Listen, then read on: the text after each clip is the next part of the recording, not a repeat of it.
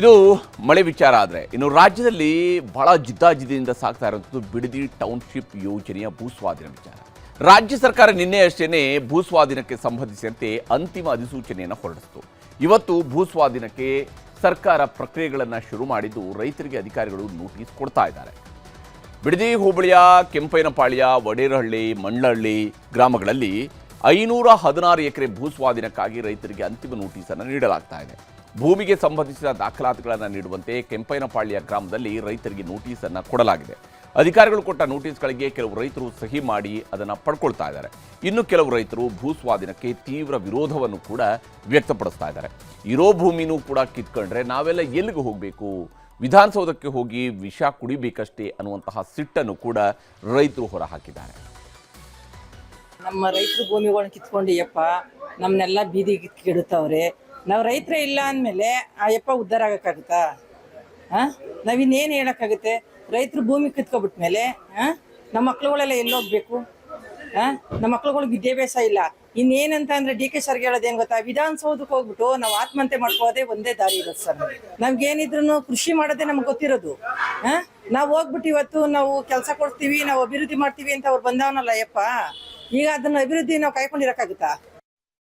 ಒಂದು ಕಡೆ ಬಿಡದಿ ಟೌನ್ಶಿಪ್ಗಾಗಿ ಭೂಸ್ವಾಧೀನ ಪ್ರಕ್ರಿಯೆ ಶುರುವಾಗಿದೆ, ರೈತರಿಗೆ ನೋಟಿಸ್ ಕೊಡ್ತಾ ಇದ್ದಾರೆ. ಇನ್ನೊಂದು ಕಡೆ ಬೃಹತ್ ಹೋರಾಟಕ್ಕೆ ರೈತರು ಕೂಡ ಸಜ್ಜಾಗ್ತಾ ಇದ್ದಾರೆ.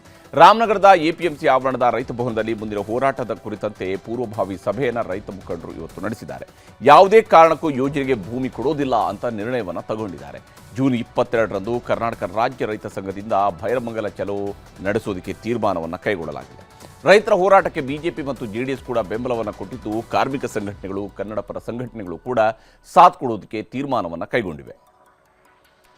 ಏಕಾಏಕಿ ದಬ್ಬಾಳಿಕೆಯಿಂದ ನೀವು ವಶಪಡಿಸಿಕೊಳ್ತಾ ಇದ್ದೀರಾ ಹೊರತು ರೈತರನ್ನ ಮನವೊಲಿಸಿ 80% ಒಪಿನಿಯನ್ ತಗೊಂಡು ಇವತ್ತು ನೀವು ಯಾವುದು ಭೂಸ್ವಾಧೀನ ಮಾಡ್ತಾ ಇಲ್ಲ.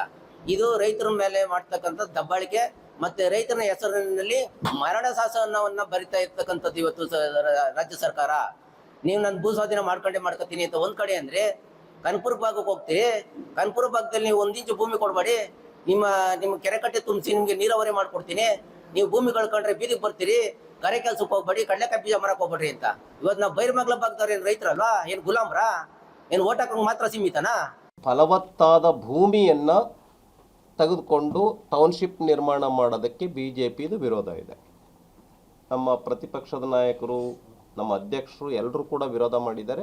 ಮುಂದೆ ಬರ್ತಕ್ಕಂಥ ದಿನಗಳಲ್ಲಿ ನಾವು ಅದನ್ನು ಸದನದೊಳಗೂ ತೆಗೆದುಕೊಳ್ತೇವೆ, ಹೋರಾಟನೂ ಕೂಡ ಮಾಡ್ತೇವೆ. ಡಿ ಕೆ ಶಿವಕುಮಾರ್ ಅವರ ಬಹಳ ದೊಡ್ಡ ಹಿತಾಸಕ್ತಿ ಇದೆ, ಹಾಗಾಗಿ ಮಾಡ್ತಾ ಇದ್ದಾರೆ ರೈತರ ವಿರುದ್ಧ.